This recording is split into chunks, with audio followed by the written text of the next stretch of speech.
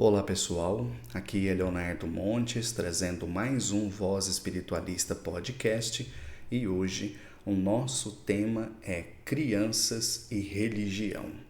Se você ainda não está inscrito, se inscreva, ative o sininho de notificações, nos ajude compartilhando para que mais pessoas tenham acesso a esse conteúdo e se você utiliza Spotify, Google Podcasts ou Amazon Music, procura por Voz Espiritualista por lá e você pode nos seguir e baixar este áudio em MP3 diretamente no seu celular para você ouvir quando você quiser, beleza?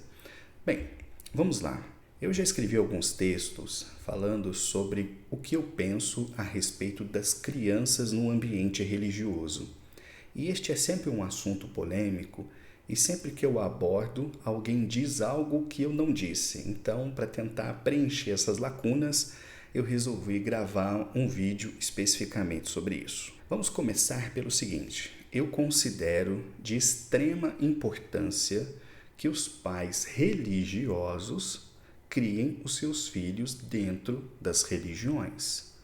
Ah, mas eu não tenho nenhuma religião. Então não faz sentido você colocar seu filho em uma, certo? Então não é para esse tipo de pais que eu estou gravando esse vídeo.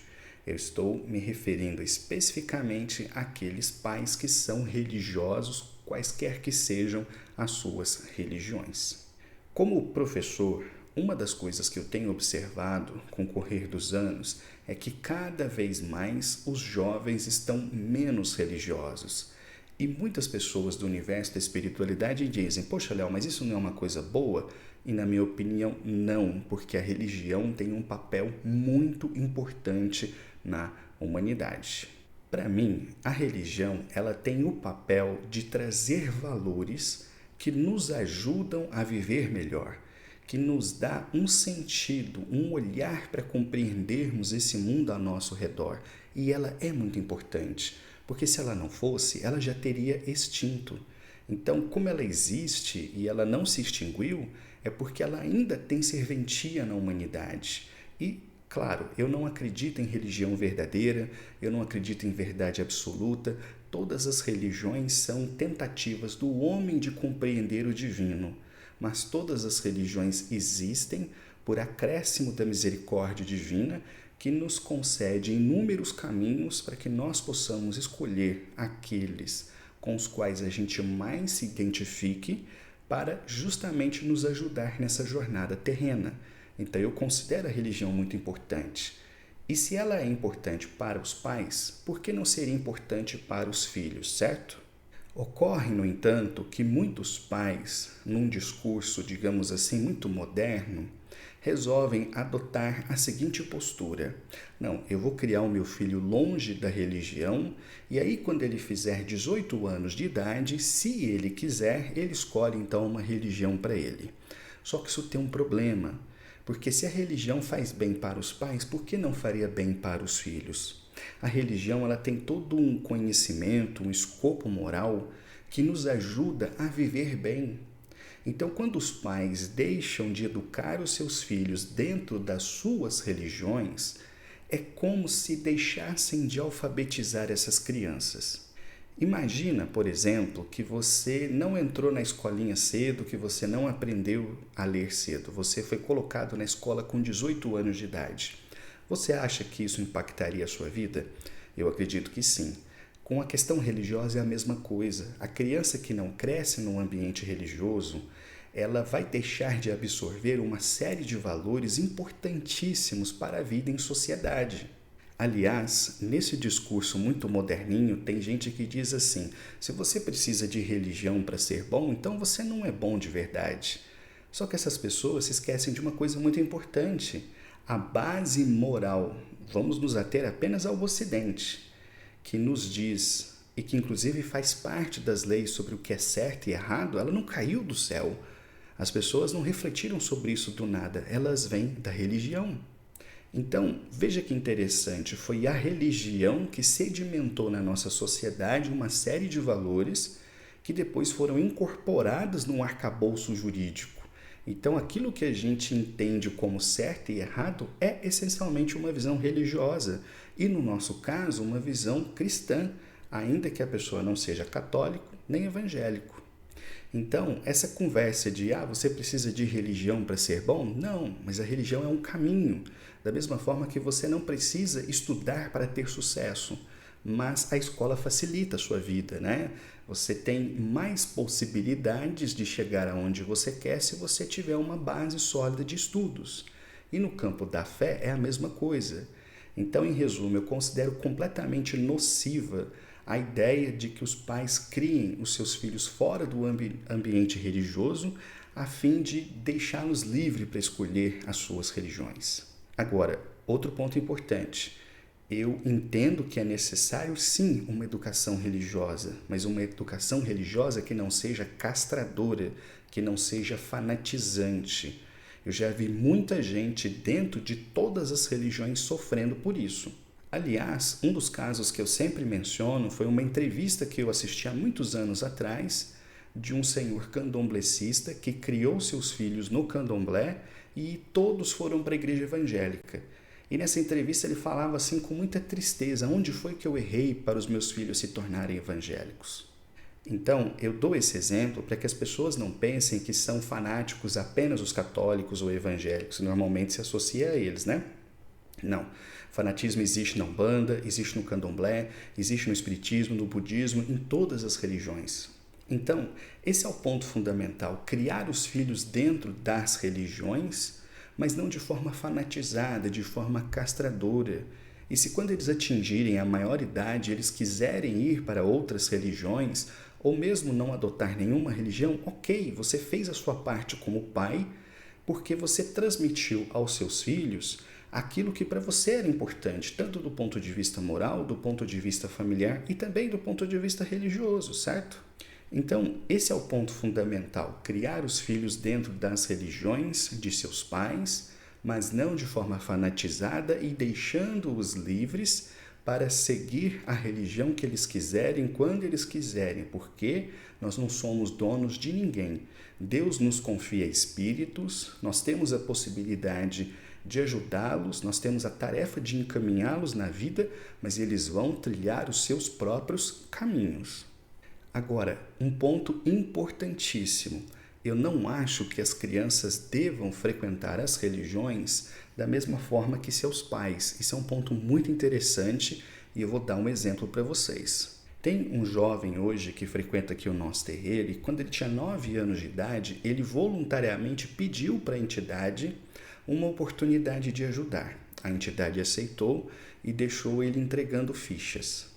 E a entidade chamou a mãe e disse, olha, já que ele quer trabalhar, nós vamos dar uma oportunidade para ele, mas ele é uma criança, então ele precisa viver como uma criança e por isso ele deve vir para o terreiro apenas quando ele quiser, nada de obrigar ele a vir aqui toda gira, deixa ele livre.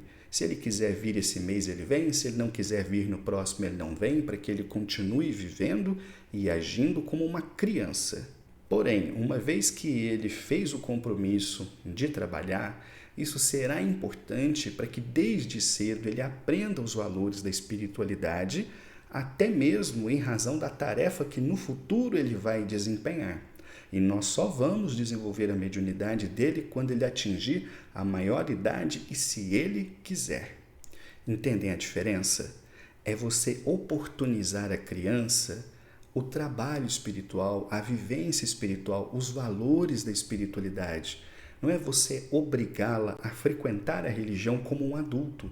Então, esse é o ponto interessante. Se você que está me ouvindo é evangélico, católico, espírita, eu não estou querendo dizer para você toda santa vez que você for no templo religioso, você leva seu filho, mesmo fazendo birra, gritando, dando chilique. Não. Mas o que eu estou dizendo é, leve-o pelo menos de vez em quando, para que ele possa ter contato com essa religiosidade, para que ele possa absorver esses valores, mas deixando-o viver como vive uma criança. Nada de obrigá-la uma vez por semana a estar lá dentro da igreja, dentro do centro, dentro do terreiro. Não, deixa ele livre. Se ele falar, não, eu quero, eu estou me sentindo bem, ok, leva. Mas se ele falar, não, agora eu não quero, eu queria ir para a casa do meu amiguinho, eu quero brincar, eu não quero mexer com isso, também deixa à vontade.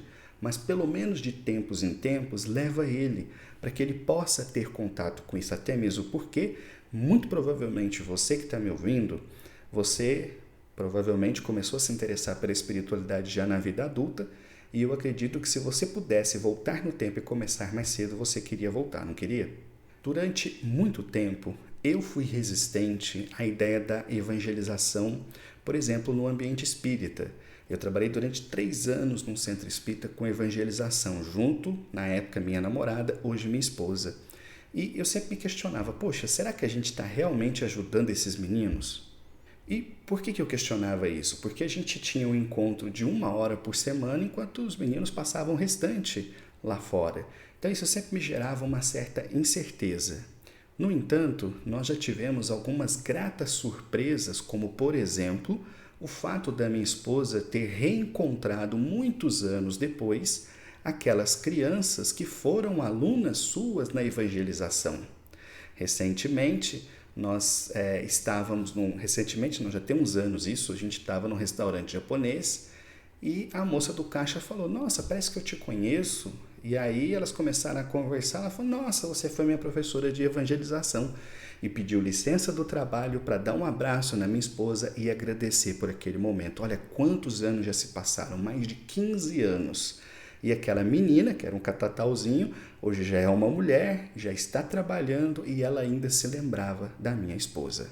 Recentemente, minha esposa dando aula numa escola, foi atender a mãe de um aluno e essa mãe falou, nossa, parece que eu te conheço. E novamente o mesmo fenômeno.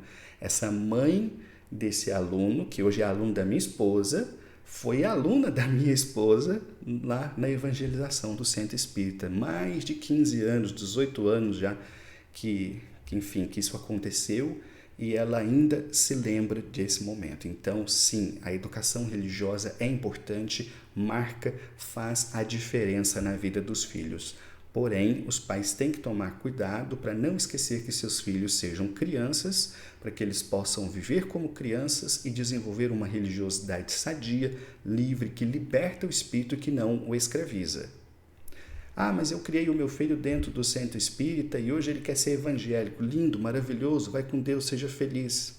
Ah, mas eu cresci dentro da igreja católica e hoje eu penso ser um bandista. Tudo bem, cara, a vida é sua. Quando você for dono do seu nariz, vai para onde você quiser, mas aproveita a base que a sua família te deu como forma de enriquecer o seu espírito. Tranquilo? Espero que tenha sido claro.